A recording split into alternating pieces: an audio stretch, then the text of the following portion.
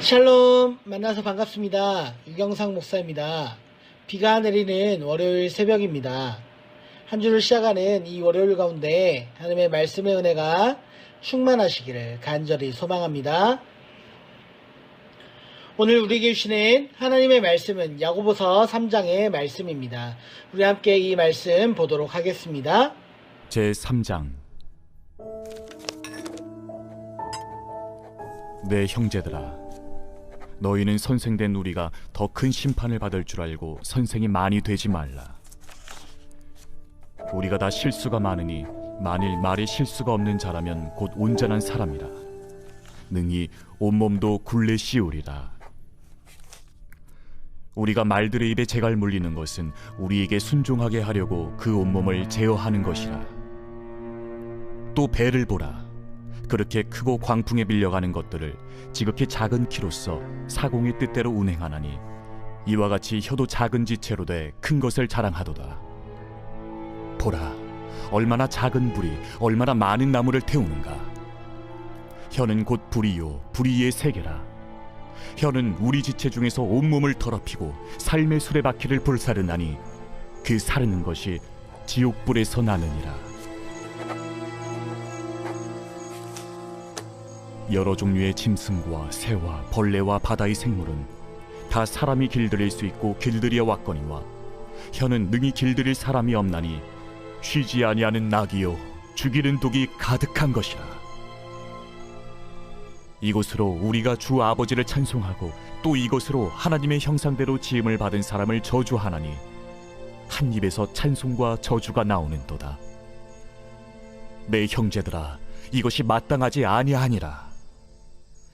샘이 한 구멍으로 어찌 단물과 쓴물을 내겠느냐. 내 형제들아, 어찌 무화과 나무가 감람 열매를, 포도나무가 무화과를 맺겠느냐. 이와 같이 짠물이 단물을 내지 못하느니라. 너희 중에 지혜와 총명이 있는 자가 누구냐. 그는 선행으로 말미암아 지혜의 온유함으로 그 행함을 보일지니라. 그러나 너희 마음속에 독한 시기와 다툼이 있으면 자랑하지 말라. 진리를 거슬러 거짓말하지 말라. 이러한 지혜는 위로부터 내려온 것이 아니요 땅 위의 것이요 정육의 것이요 귀신의 것이니 시기와 다툼이 있는 곳에는 혼란과 모든 악한 일이 있습니다. 오직 위로부터 난 지혜는 첫째 성결하고 다음에 화평하고 관용하고 양순하며 긍휼과 선한 열매가 가득하고 편견과 거짓이 없나니 화평하게 하는 자들은 화평으로 심어 의의 열매를 거두느니라.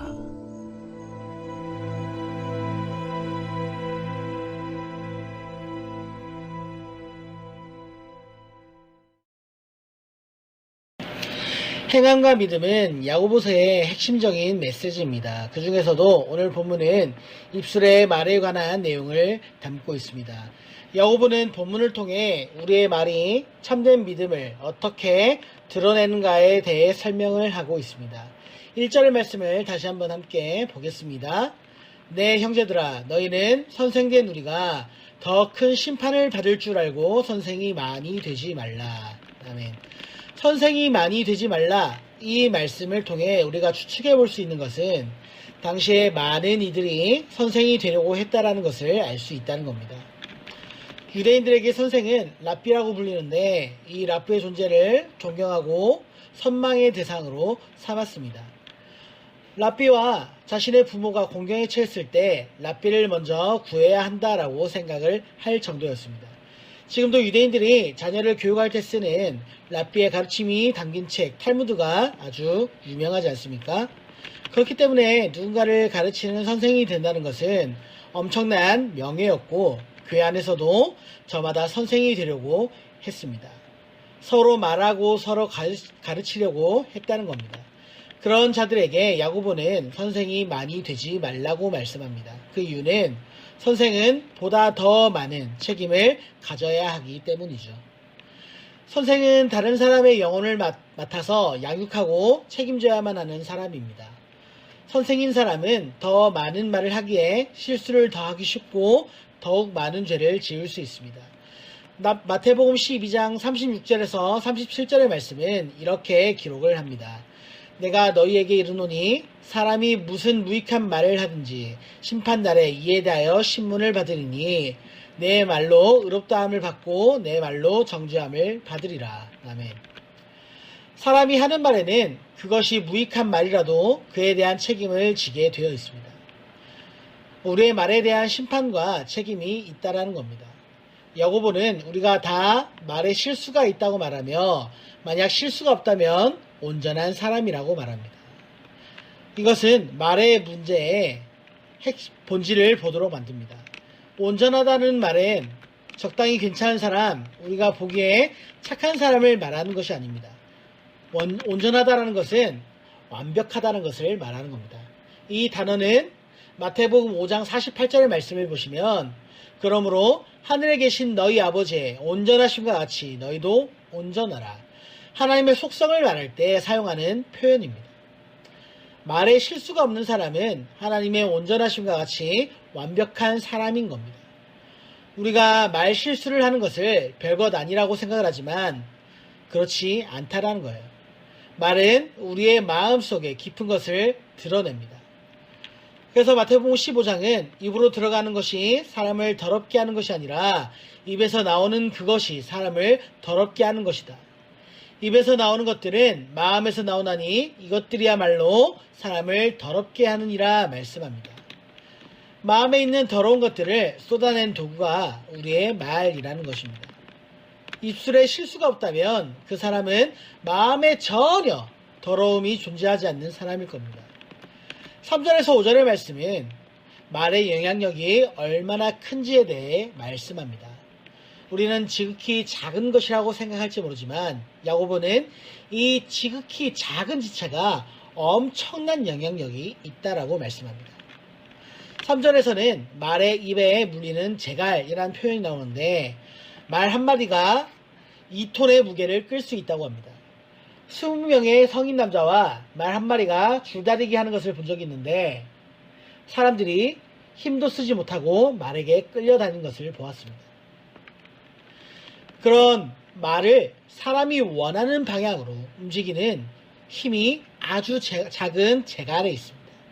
야생마의 엄청난 힘을 제어하는 능력이 있는 겁니다. 4절과 5절에서 말씀하는 배의 작은 키, 작은 불 또한 마찬가지입니다. 바다를 항해하는 거대한 배가 지극히 작은 키 하나로 그 방향을 정하고 그 방향대로 움직입니다. 작은 불이 큰 산을 모두 태워버리는 겁니다. 이 비유를 통해 야고보는 이와 같이 혀도 작은 지체지만 큰 것을 자랑한다라고 말씀합니다. 혀는 지극히 작은 것처럼 보이지만 그 안에는 엄청난 능력이 있다는 것을 보여준다는 것이죠. 말은 그만큼 파괴적인 영향력을 가지고 있습니다. 6절의 말씀을 함께 보도록 하겠습니다. 혀는 곧 불이요 불의의 세계라. 혀는 우리 지체 중에서 온 몸을 더럽히고 삶의 수레바퀴를 불사르나니 그 사르는 것이 지옥불에서 나느니라. 아멘. 우리는 성경에서 혀에 대해 가장 부정적으로 표현하는 구절을 보고 있습니다. 불은 파괴력을 가지고 있습니다. 또한 불의 세계라는 말은 악한 것들의 총집합체라는 의미죠. 삶의 수레바퀴를 불사른다는 말은 인생의 흐름, 역사를 무너뜨린다라는 겁니다. 인간의 역사는 말의 역사라고 해도 과언이 아닐 것입니다. 이 말로 인해 한 사람의 인생이 망하기도 하고 전쟁이 일어나기도 하며 나라가 망하고 국가와 사회가 무너지기도 합니다. 말은 개인과 가정과 나라까지 불사를 수 있는 파괴력이 있습니다. 이러한 말은 위로부터 내려오는 것이 아니라 오늘 본문의 말씀에 따르면 그 근원에 대해서 지옥불에서 나는 것이다 라고 말씀합니다. 이렇듯 말은 아주 파괴적인 것입니다. 인생을 사르고 주의 삶을 불사르며 멸망시킬 수 있는 파괴적인 무기입니다. 우리는 모두 입의 폭탄을 가지고 살아가고 있는 셈입니다. 아무리 그런 혀라도 내가 길들일 수 있지 않을까? 그래도 잘 통제하고 다스릴 수 있지 않을까? 혹시 생각을 하실지 모릅니다. 그러나 오늘 본문의 말씀은 혀는 길들일 수가 없는 것이다 라고 분명히 말씀합니다. 7절과 8절 말씀을 다시 한번 보겠습니다. 여러 종류의 짐승과 새와 벌레와 바다의 생물은 다 사람이 길들일 수 있고 길들여 왔거니와 혀는 능히 길들일 사람이 없나니 쉬지 아니하는 악이요 죽이는 독이 가득한 것이라.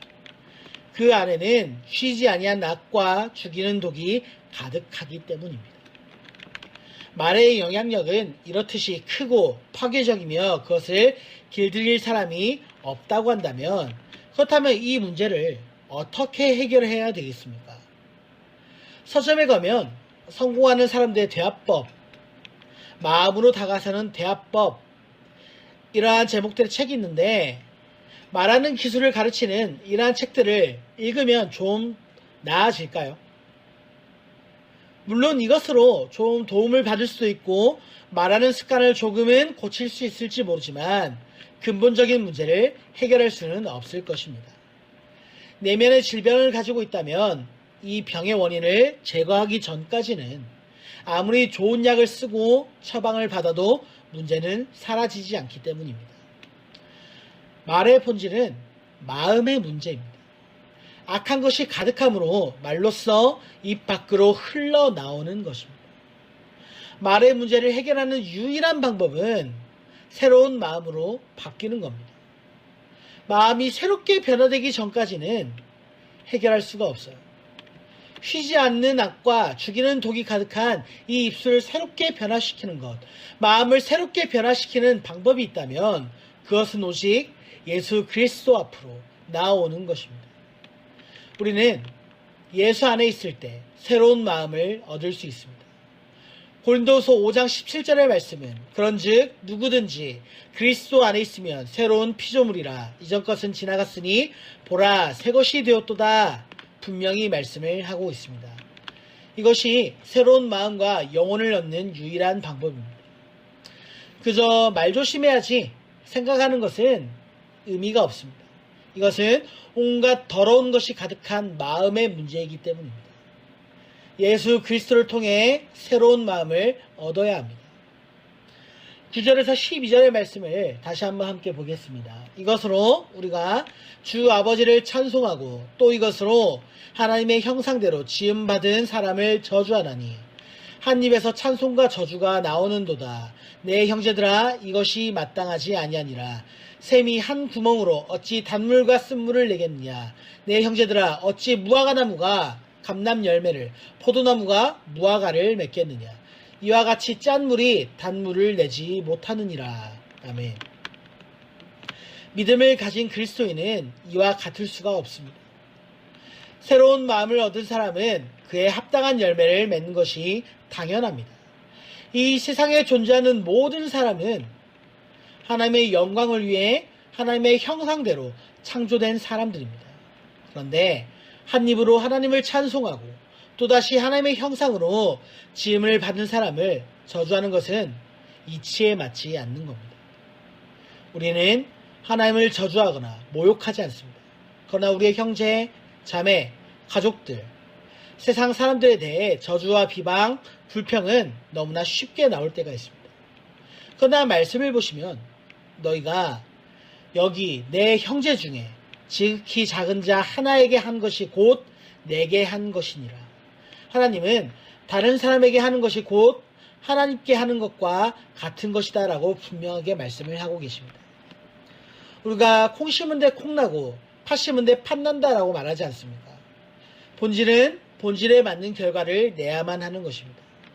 참된 믿음을 가졌다면 그에 합당한 결과를 내는 것이 매우 당연한 겁니다. 참된 믿음을 가지고 신앙생활을 하고 있다면 그 믿음이 입술을 통해 증거되는 것은 당연한 겁니다. 어제 목사님께서 예배 중에 교회와 술집이 도덕적인 기준이 같아서는 안 된다라고 말씀하신 것을 다들 기억하실 겁니다. 천국을 소망하며 믿음으로 하루하루를 살아가는 성도의 삶이 세상에 소망을 두고 살아가는 사람들과 같아서는 안 되겠죠. 안 되는 겁니다. 그것은 너무나 당연한 것인데 우리는 그 당연한 것들을 자연스럽게 받아들이고 자랑스럽게 생각하는 것이 아니라 부당하다고 여길 때가, 그렇게 생각을 할 때가 덜어 있습니다. 우리의 믿음으로, 아무리 믿음으로 결단하고 결심하더라도 우리의 삶에는 여전히 실수가 있고 죄의 짐을 짊어지고 살아갑니다. 그러나 그 모든 죄의 값을 예수님께서 십자가에서 이미 값을 치르셨습니다. 여러분의 말과 언어의 생활이 하나님의 말씀 앞에서, 하나님 앞에서 여러분들의 그 참된 믿음의 증거로 드러나시기를 간절히 소망합니다. 오늘 당장 완벽하게 그것을 삶으로 증명할 수 없다고 하더라도 믿음의 온전한 길로, 그러한 방향으로 올바르게 나아가시기를 간절히 축복합니다. 아멘. 오늘 우리가 함께 부르실 찬양은 찬송가 29장입니다. 다 함께 찬양하시겠습니다. 성도여 다 함께 할렐루야 아멘. 주 찬양하여라 할렐루야 아멘. 주 보좌 앞에서 택하신 은혜를 다 찬송하여라 할렐루야 아멘. 만문을 열어라 할렐루야 아멘. 온 하늘 울려라 할렐루야 아멘. 인도자 되시며 친구가 되신 주 그 사랑 끝없다 할렐루야 아멘. 주 찬양하여라 할렐루야 아멘. 찬양은 끝없다 할렐루야 아멘.